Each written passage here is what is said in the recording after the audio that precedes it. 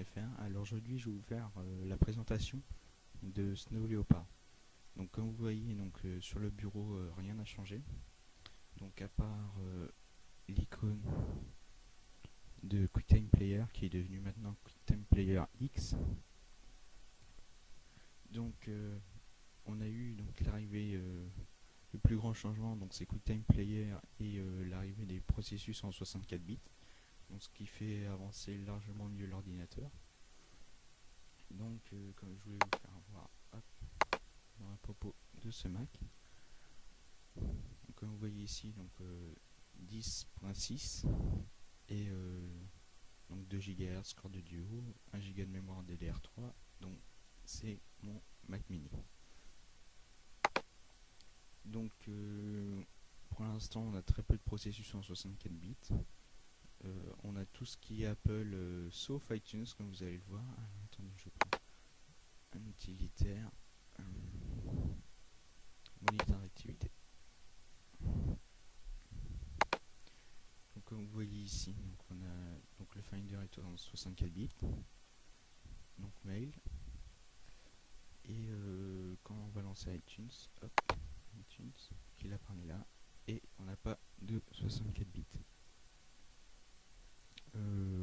On a eu aussi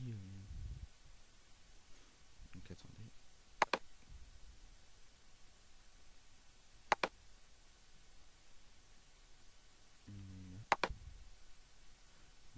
comme vous voyez, rien n'a changé à iTunes.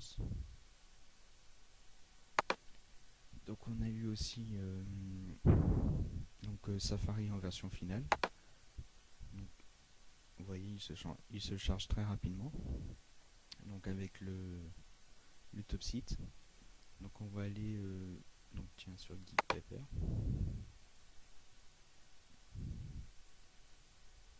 Ma connexion est toute petite.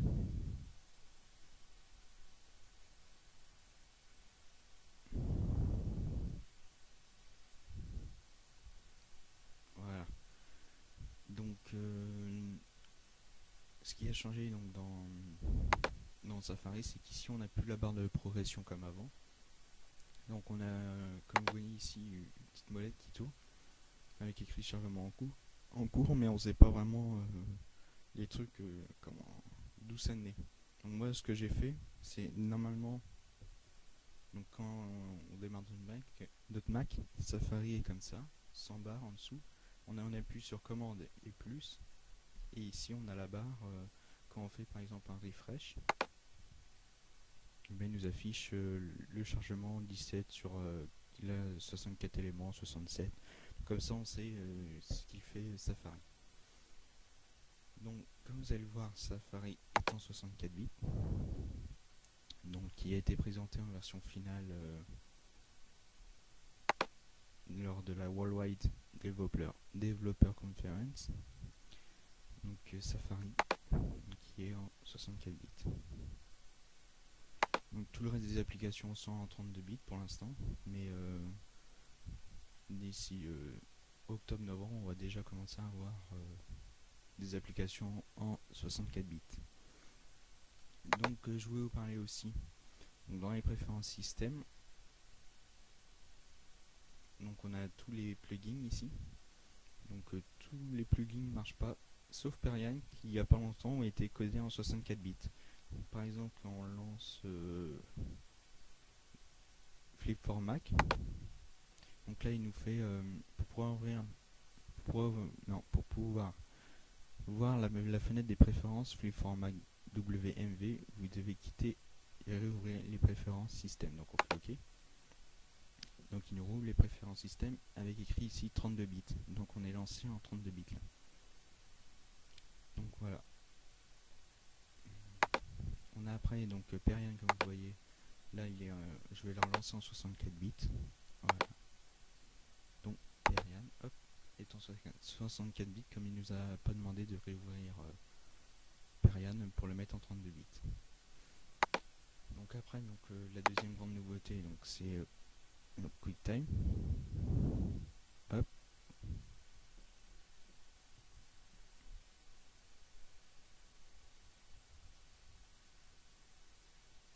Donc pour l'instant, on n'a pas de fenêtre qui s'affiche dans QuickTime, donc tout est là-haut.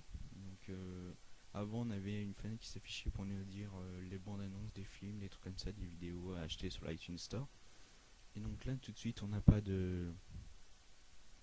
on n'a rien du tout, on n'a pas une fenêtre ouverte.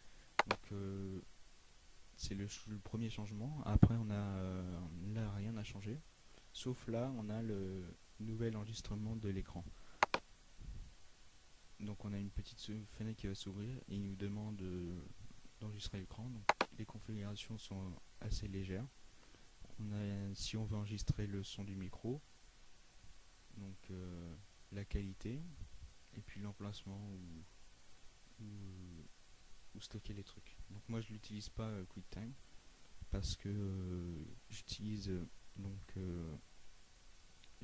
ScreenFlow qui fait du bien meilleur boulot que lui. Donc niveau lecture des vidéos, donc ça a un peu changé. Donc je baisse un peu le son.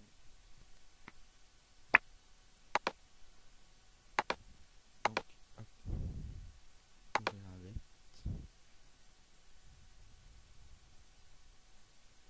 QuickTime Player.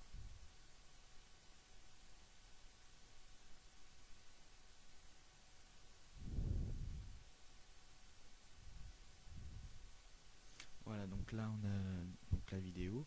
Donc ici tout a changé, donc QuickTime Player est en noir, donc les contours sont en noir.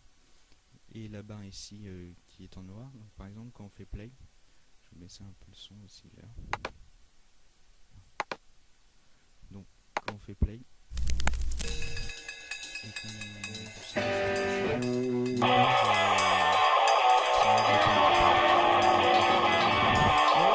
Troy Green. Après donc on a la possibilité d'envoyer sur iTunes, donc pour qu'il l'ouvre avec iTunes, dans la galerie MobileMe, sur YouTube ou élaguer. Donc élaguer ça sert par exemple à la fin si vous avez un générique ou quelque chose qui vous plaît pas, on prend le petit truc, on arrête vers la fin, par exemple on va enlever ça, hop, on va s'arrêter là et on fait terminer et voilà c'est élagué. Donc moi je vais pas le faire. Donc après qu'est-ce qu'on a eu de nouveau?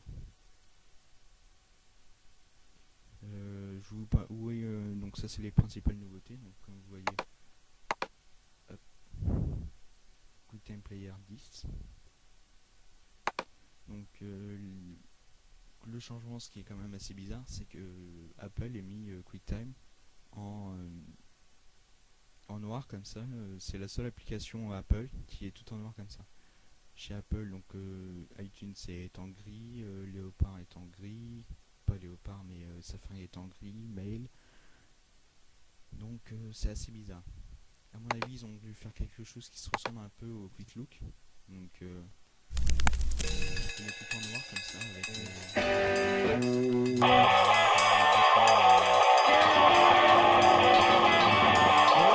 Troy Green. Donc ils ont dû faire un peu comme ça. Donc après on a eu donc Mail qui a eu l'intégration de Exchange, donc le client Microsoft pour les professionnels. On a eu après aussi l'utilitaire de transfert de photos qui a été changé. Donc voilà, non, même pas.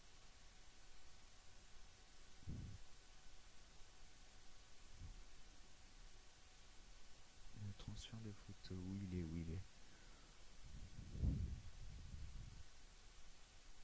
Voilà, transfert d'image. Oh, j'avais dans mon doc. Alors là, donc vous voyez, tout a changé. Donc ici, on a un nouvel utilitaire. Donc ici, c'est tous les appareils photo. Non, c'est là ici tous les appareils photo. Là, c'est tout ce qui est partagé. Donc les cartes mémoire, c'est pareil, elles s'affichent là. Et donc après, il nous demande de sélectionner, ça les transfère, mais les transferts sont assez longs avec ce nouveau logiciel de transfert. Donc on a eu aussi,